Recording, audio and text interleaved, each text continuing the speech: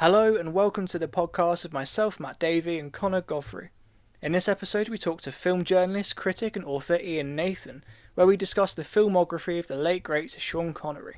From The Longest Day to the likes of The Hunt for Red October and The League of Extraordinary Gentlemen, not forgetting James Bond, of course. Enjoy. So pre-James Bond, Sean Connery was in films like Hell Drivers and The Longest Day, just to name a couple. How would you kind of assess his early career? Well, because Bond was such a big deal when it happened, and we tend to think of Connery as sort of almost beginning as Dr. No begins. But as you say, he did have quite a few films beforehand, but he wasn't by any means yet a star. He was one of those kind of interesting presences in smaller films.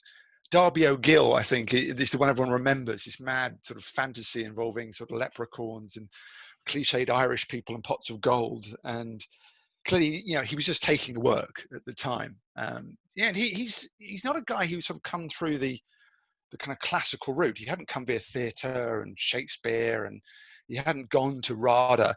He'd been a working class guy on the streets of Edinburgh. He'd been a milkman, and he got into bodybuilding and become this sort of Mr. Universe. Could have been a sportsman, could have been a footballer. So he's kind of almost sort of come in the back door, I suppose, if you want, for acting. He sort of, I don't know if he was that passionate about it. I think he just sort of needed a job. He had this kind of elegance about him, and he thought, well, let's try that out. And there is such a thing, I suppose, with acting where people just have a charisma that's kind of instant. And if you look at those films, The Longest Day, which is full of stars, it's about every star in sort of every male star in Hollywood was put into The Longest Day. And you remember Connery, you do. He stands out even then. A young man, not yet a star, he was just kind of an also-ran in terms of that cast. You remember him. You remember him in Hell Drivers. It's a really good movie, actually, Hell Drivers. That was just sort of more of a Stanley Baker film than it is a Sean Connery film. So, there was small parts, but he got going quickly, I think. He got movie roles pretty soon. He'd done a lot of TV as well, the kind of nascent parts of TV. So, it was almost like it was sort of waiting to happen.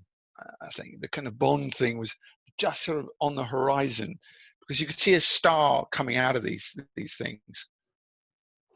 Okay, so if we sort of go on to Bond now, which I guess is what most people will know him for, would James Bond have ever taken off or has been as successful if it didn't start with Sean Connery? And like you mentioned, his charisma.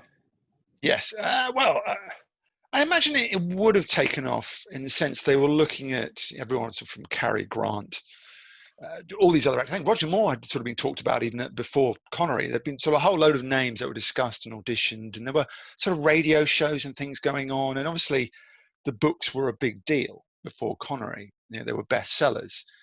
So if they hadn't found Connery and they put someone else in, I imagine they would have been a success on some level. Whether we would have had the kind of the iconic nature of Bond that we did get is harder to say.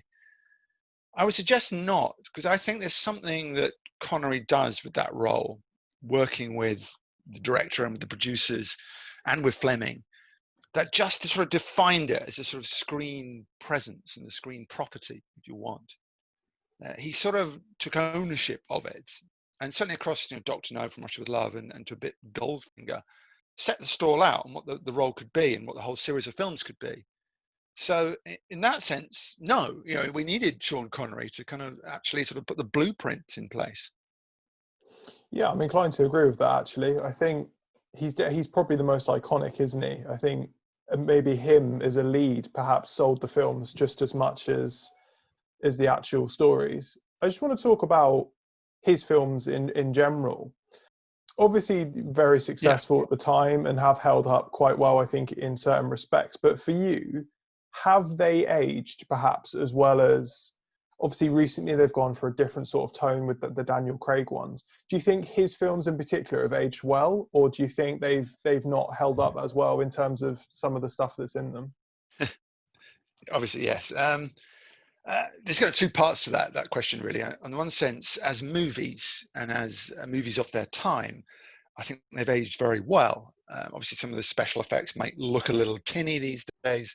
Some of the model work, although the kind of scale and richness of the kind of the travelogue that Bond gave you, you can imagine, for a lot of people, they didn't escape Britain for their lives. Even in the 1960s, the idea of going abroad was just sort of beyond their dreams. And these series of films came along and sort of offered them a chance, from whatever stalls they were sitting in, to travel to far off locations. It starts in Jamaica. So it's kind of that kind of fabulousness was there. And I think now you can look back on them. And I actually did a piece for Empire recently on Goldfinger. And I just kind of wanted to see what it felt like almost as a period piece. You can look back on it and see it's a film about the 1960s. We're so far from what we're now, like 60 years, nearly 60 years from Dr. No. It's a period piece. It's an old world we're looking back into. And that's got a nice sort of almost a dreamlike quality about it. But I take your point. I take your subtext that, yes, the kind of the sexual politics, the political correctness reflect their day and don't reflect now. Especially the early one, the first two aren't quite as bad, but Goldfinger, has some astonishingly clumsy elements to it by today's standards. But it's that thing with all sorts of films. Is it how do we judge those films by the time they're not in, and the filmmakers, by the time they're not in? And it probably was inconceivable to Cubby Broccoli, the producer, or Terence Young, the director, that these things were a problem. That sexy, glamorous women put in their place, as the films kind of do, is part of the pleasure of Bond. But yeah, of course, it had to change. It had to get real. And I suppose, to a certain extent, they are a little misogynistic. It's about how we watch old films, really, isn't it? How do you watch Gone with the Wind without feeling it's racist? And how do you watch films before that? I was talking to someone about doing a podcast about LA Confidential, and immediately people started tweeting about, Kevin can't do it, about Kevin Spacey, you can't go back. But how do we apply the rules? How do we even look at Polanski films? So it's yes, it's difficult. But I think to a certain extent, Bond is a fantasy. Maybe it's a male fantasy, and that is true of it. That's true of Fleming. And a lot of it is fine, but there are parts of it where certain characters, Binky in Goldfinger, who's given a slap on the bottom as he says, men's talk, and she's sort of sent on her way. And it's just ridiculous. But I suppose, that was the 1960s, weren't they awful? Would you say that Connery is the best Bond? I mean, do the other actors get close to him? For me, he is. I think he's the first one I saw as a kid. I saw them on television, and so I saw Dr. No, and for a lot of ways they were my introduction to film, the excitement of film. When I grew up, we didn't have even DVDs or videos. We just had the television, about 3 channels on it, and you only got Bond films on bank holidays or at Christmas. So they were something that was very special. It was something really to look forward to. So I think that stayed with me, that kind of sense of these are exalted things and I can't wait to kind of get involved and watch them. But actually coming back and looking at them maybe with more of a kind of critical eye from my grown-up place, I think he is really good. I think he actually gives great performances. I think one of the things people maybe don't recognize enough is how good he is as an actor in the Bond films. Goldfinger especially shows a man, yes, doing the kind of the Bondian thing, wisecracking and going on the mission and seducing women. But there is something about it where you start to see the cost, and he starts to he has a look that Connery, developed, I think, when 2 women alone are dead within sort of half an hour, I think. And he starts to kind of feel like he's carrying guilt. There is an element to the character where you wonder what it costs to be Bond, what's going on inside him. He doesn't obviously make it the theme of the film, and they didn't need that, but just that hint is enough for you to think, this is a human being, a very classy and brilliant human being. And I think that's in the Connery performance. Plus it's a swagger. It's a way he moves. He was cast ultimately, and Cubby Broccoli said this, because he moved in this kind of animal-like way. He just owned a room. He would come into it, and every sort of eye in the house would turn and look at Connery. And that's as true of the screen. the introduction, the most famous scene, in all of Bond cinema, where you hear his voice first, the Baccarat table in Jamaica, and Sylvia Trench, introduces herself, and you are, and the camera finally arrives on Connery, and you can see, Connery almost suck the air out of the rest of the room and the light, and draw it toward him as he lights his cigarette and says, Bond, James Bond, the music kicks in, all those marvelous things. But, poor Sylvia Trench never hoped to compete with that. It was so kind of immediate. And that's what I suppose I mean by charisma, is that there is a kind of ingredient in certain movie stars, which is more than just their talent and their looks and their timing. It's something within them that makes them glow, especially on a movie screen. And Connery had that thing, that kind of extra sort of miracle within him. So he announces he's going to leave after You Only Live Twice. Do you think at the time that was a brave move? I mean, I guess James Bond was sort of at the peak of its powers then. Do you think moving away from that and going into something different, do you think that was a good career move? Or do you think, what do you think about that? Well, I can understand why he left Bond at that point. He was the biggest star in the world in 1964, 65, whenever it was they were shooting You Only Live Twice. A bit before that, maybe. He was followed everywhere by the paparazzi. Adoring crowds would meet him everywhere. And when he was shooting Bond films, they followed him all the way to Japan, and he couldn't move for this role. And I think he felt a bit suffocated by it. The film was too much. He's he's a Scot in the end, Sean Connery, and he's a pragmatic soul and a little bit of a cynic. And I think he likes his own space, and has never, throughout his career, never enjoyed the superstardom that he had. I'm sure he enjoyed all the trappings, the golf courses and the palatial pads in the Caribbean and all those things. I'm sure he loved, but that attention, I don't think he liked very much. So he struggled with Bond and that. I understand why he wanted to go at that point, but as you say, was it a good career move? Well, I'm sure his agent would have questioned it, because those films were making him the biggest star in the world. The problem was, in career terms, he was sort of trapped in Bond. He made Marnie with Hitchcock, I think, before Goldfinger, but Hitchcock was capitalizing on the Bond image with that. But there'd been very few successful films within the Bond period for Connery, and I think he just needed to prove himself as an actor without Bond hanging around his neck. He needed to go and say, well, can I have a career? And I suppose that is a good career choice, because if he kept going, he might never have escaped it. Obviously, it was George Lazenby that replaced Connery as Bond in On Her Majesty's Secret Service. I think a film that is really well respected now. It seems to be a lot of people's favourites. Perhaps back when it came out, it was less popular. And obviously, Lazenby then didn't carry on. But was it a must for the producers to get Connery back after that for the next film? It was seen to be at the time. It was a bit of a shock to the system on Her Majesty's Secret Service, because he defined the role, Connery. So for everyone at that point, James Bond was Sean Connery and Sean Connery was James Bond, and the two things were just a given. So to have it kind of wrenched aside, and you probably guys are too young to appreciate Doctor Who in its prime, when we'd gone with the Doctor Who for so long, and he was your Doctor Who, and suddenly he regenerated into somebody else, and it took you a whole kind of series to get over it not being the previous actor. Your brain had to kind of reorientate itself, and I think that was sort of doubled or trebled with On Her Majesty's Secret Service. So I think when it came out, people couldn't get past Lazenby. And there are many qualities to that film. It's a really good story. The ski stunts are fantastic in that film. It's got one of the best scores of all the Bond films. Yet, I still look at it and think, if Connery was in it, it would just be that bit more special, wouldn't it? And Lazenby is interesting, but he never really sort of becomes Bond for me. It's a really good film, but I never quite make the link with it being a Bond film properly in my head. I have to almost academically go, oh yes, it's James Bond, isn't it? I don't just sort of relax and think, I'm in a Bond film.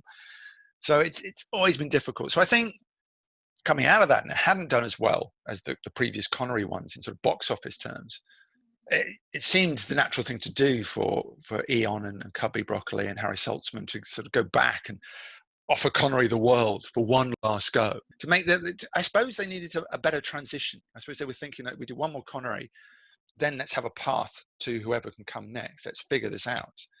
I don't know for sure. You might need sort of a Bond expert or a Bond historian, whether they already were thinking about Roger Moore at that point, but thought, let's bring him in, after we've done one more Connery.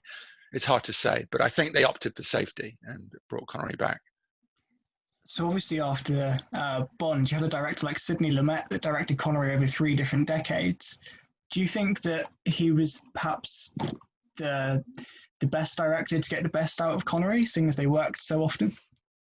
Yeah, I think this is one of those remarkable things. I think it's a really kind of courageous thing that Connery stepped away from the blockbusters of their day, the Marvel universe of its day, the single biggest money maker around, and the most glamorous. And he thought, well, let's just go in the complete opposite direction. Let's do something claustrophobic, intense, very gritty.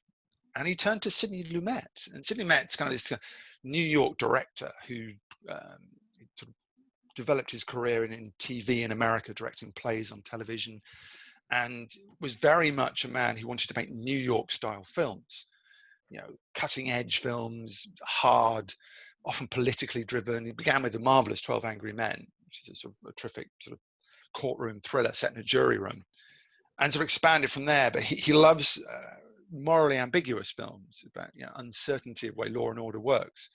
So he wasn't the natural choice. It wasn't Connery flared and made sort of big budget films with somebody else. He went and made the Anderson tapes and The Offense, and he knuckled down into these very dark places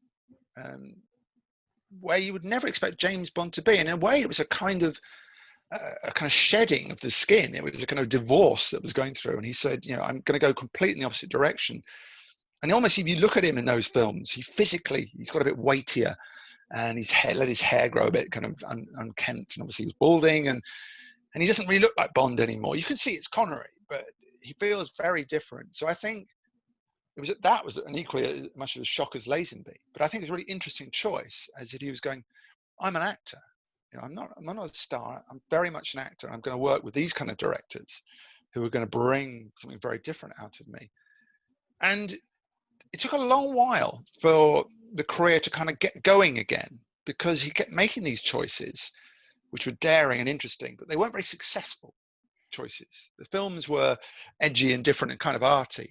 And I think that choice was double-edged. I think it was great in terms of expressing his own talents, but it wasn't the wisest route in terms of box office.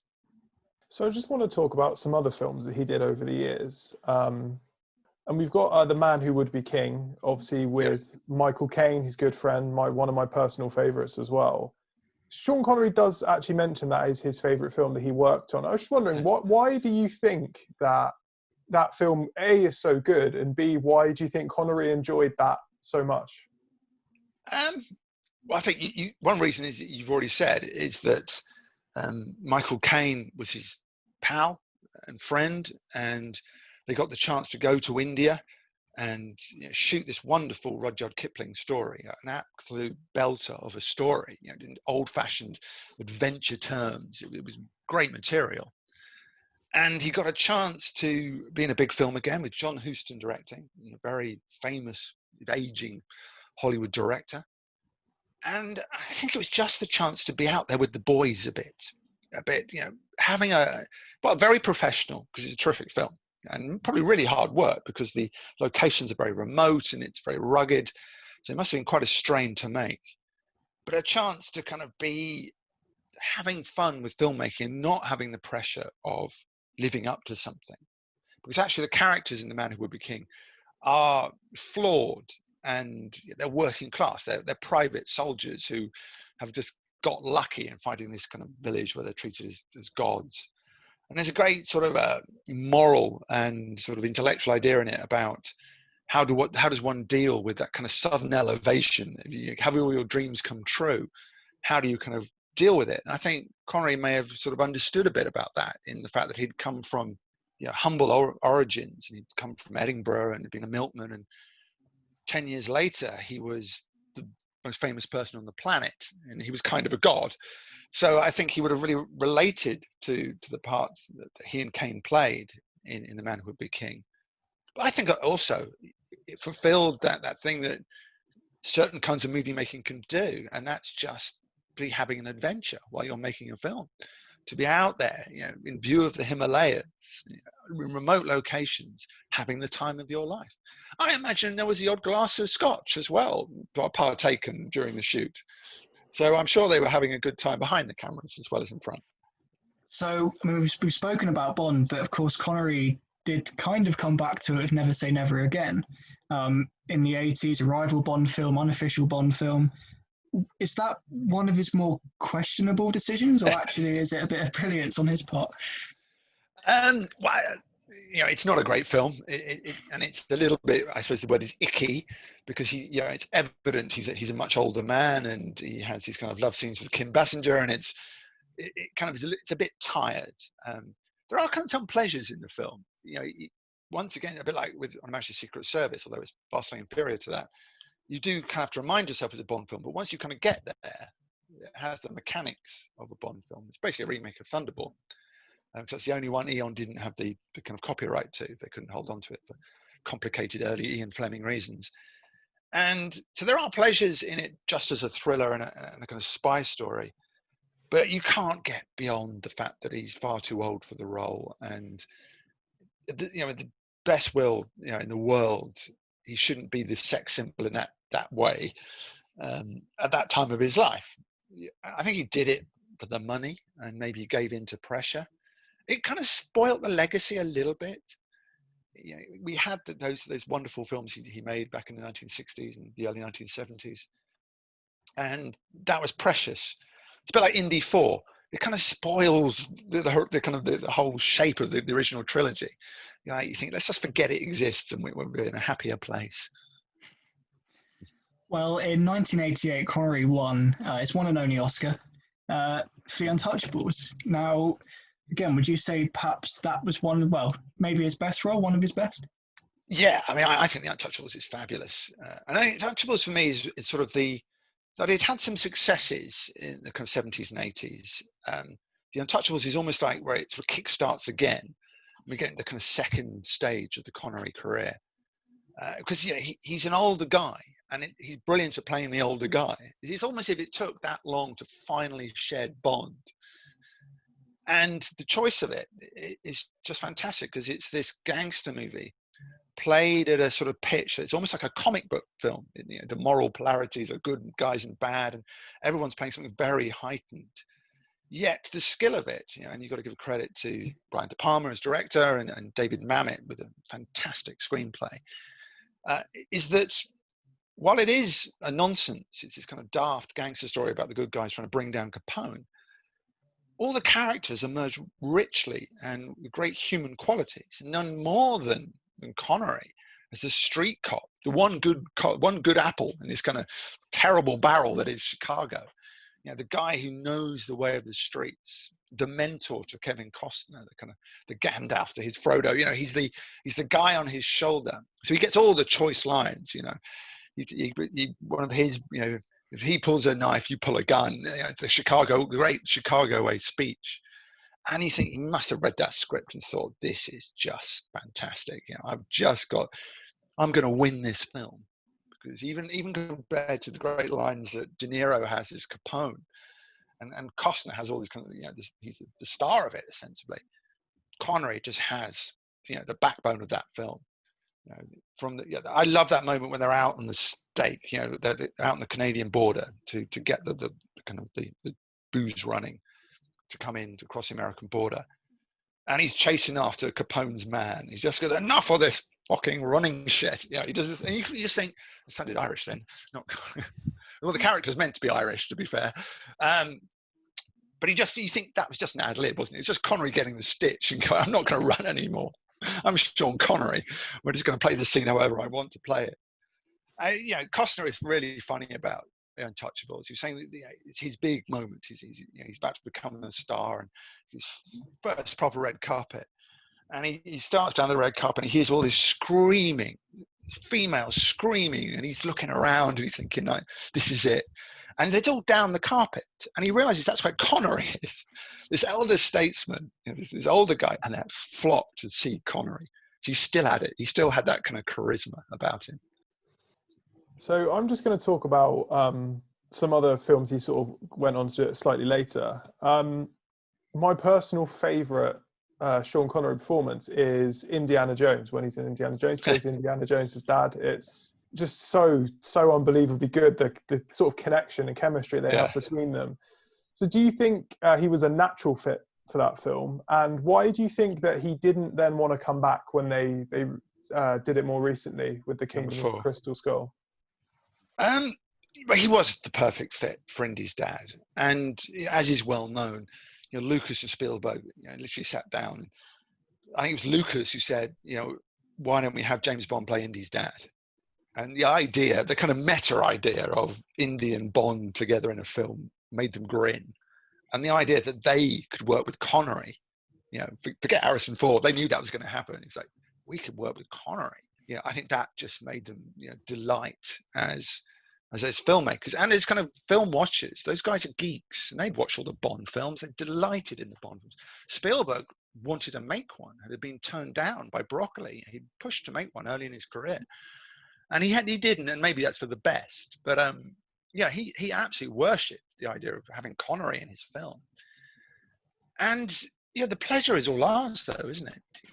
What I love about the third one, and I do dearly love the second and first one, the third one is about sort of stars, and it's about dialogue and comedy.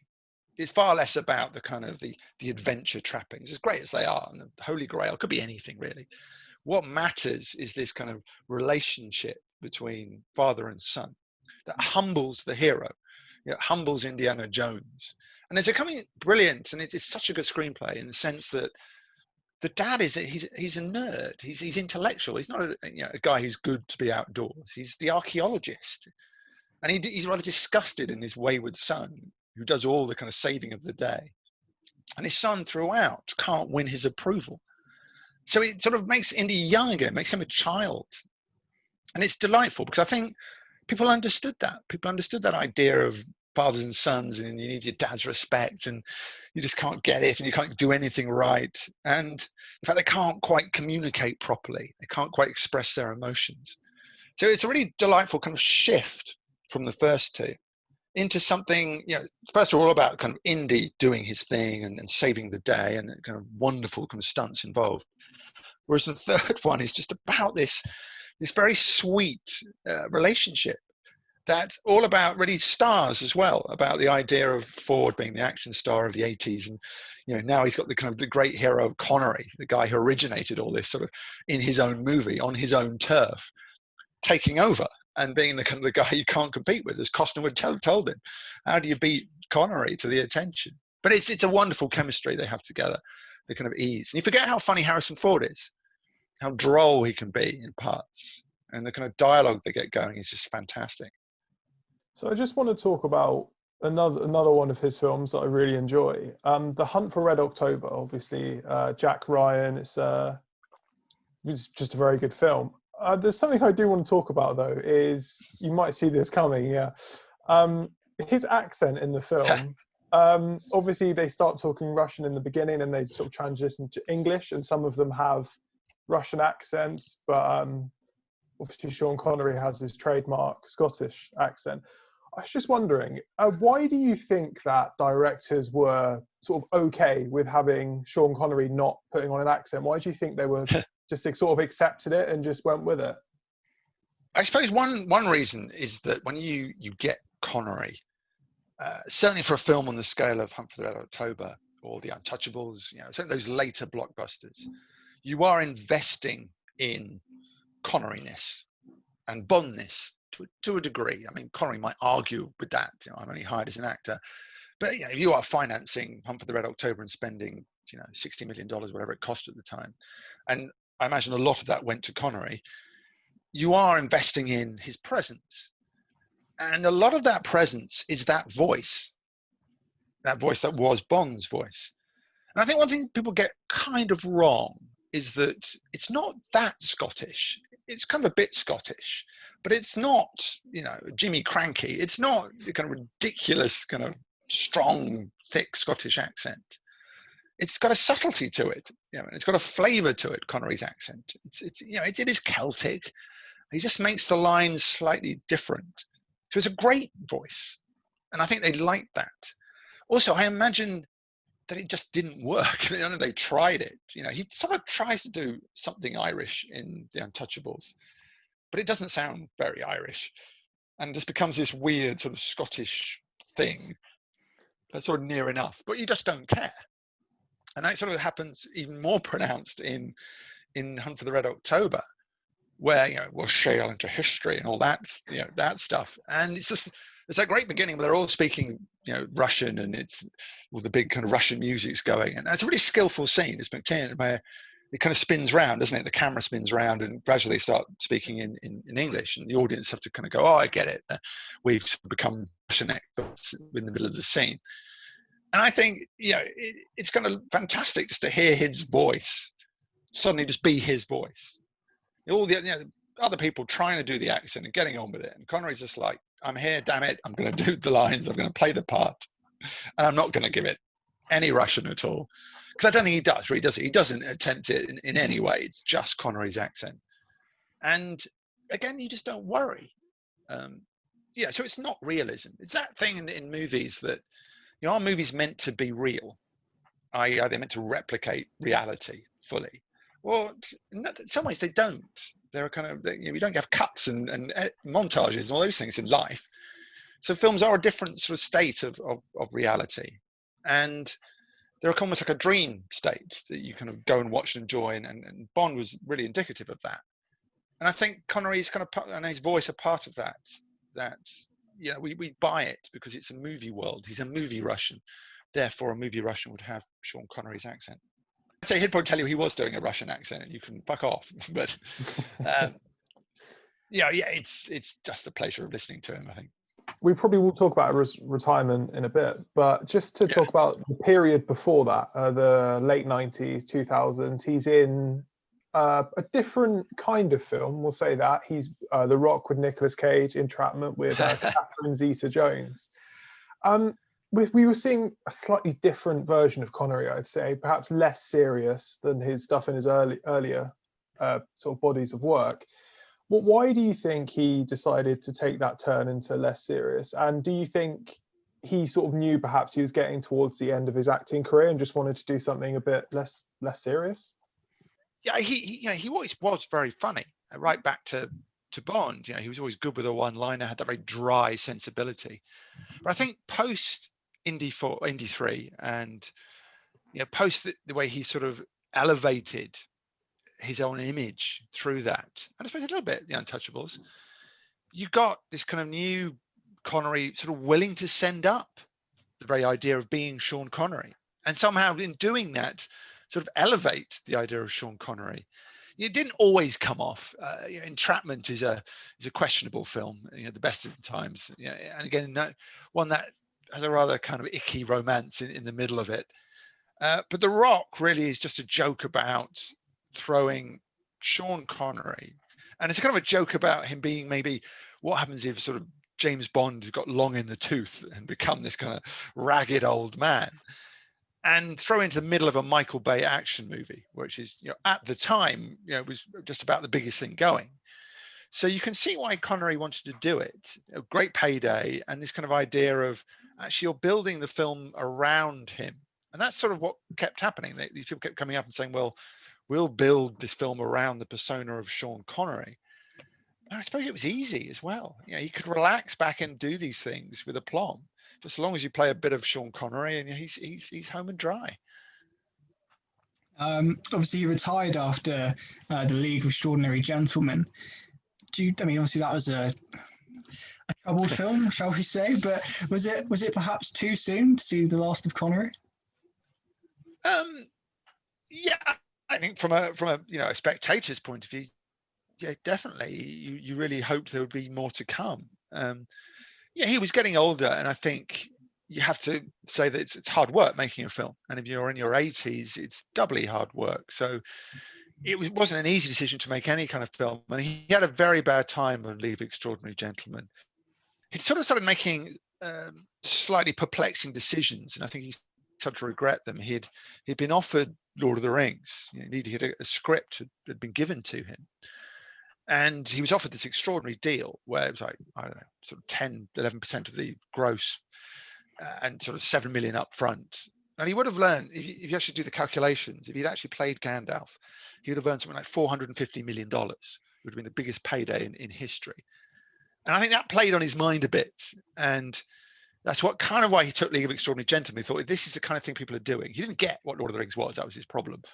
And it was all for the best because Ian McKellen was wonderful. But it was, he didn't quite get it. And the idea of being in New Zealand for a year and a half probably put him off. And I think he went into League of Extraordinary Gentlemen because he sort of thought, well, this is what people are doing. This is what they want. And it wasn't a good turn. And I think he had such a bad experience. He just thought, why am I signing up to this thing? He probably got more money than he needs. He can go and play golf, to his heart's content. And maybe a little bit, his kind of his pleasure went out of it. The joy in making films sort of drifted away.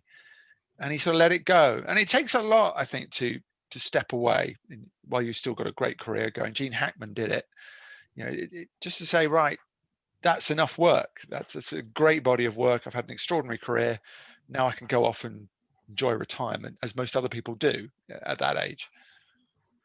We've touched on the best of Sean Connery's films. What is your personal favourite, either one of his film or his best performance? I was thinking about this. I sort of think about ones that you haven't mentioned, ones I really like. I go with two. And I don't know whether they're the best ones, because I'm not very keen on doing best of all, because usually there isn't one. And I still go back to the early Bonds as glorious moments in cinema, Dr. No, and especially the first three. That's fantastic. But I look at The Name of the Rose and I look at The Russia House. The Name of the Rose, I think, is just a different version of Connery. It still is the kind of Connery thing, but it's this medieval monk who's also a kind of Sherlock Holmes character who comes to this extraordinary kind of monastery up in the kind of Italian mountains, and where murder is afoot, and it's full of filth and decay, and it's fabulously medieval. Yet he's this really wry and enjoyable character, William de Baskerville, I think he's called, and it's Sean Connery being intellectual and being a sort of brainiac in a film, rather than the kind of guy, even in Delights of the Rock, where he's still an action hero. It's someone being different, and this is a slightly different temperature. And that's even more so in The Russia House, which is so John le Carré adaptations. There's a nice resonance with le Carré as the serious spy thing, and James Bond being the kind of frivolous spy genre.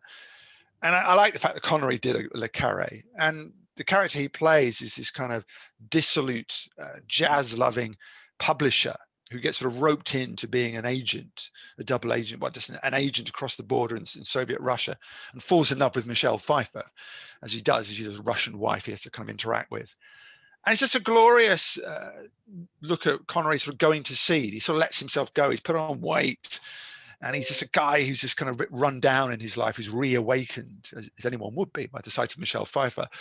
And that sense that maybe there was more of that we didn't get, more of that kind of the actor, and more of the kind of more complicated roles, more complicated characters that might have pulled him away from just being a version of Sean Connery. Back to what we were talking about earlier, that kind of 70s period where he was so determined to shed Bond that actually he made a lot of really good films and really good performances that weren't quite appreciated at the time. I wonder whether there is a path not taken of a Sean Connery King Lear, or something that was just completely the opposite way, that would have more to him than we have. But that's just not to negate all the wonders that he did give us.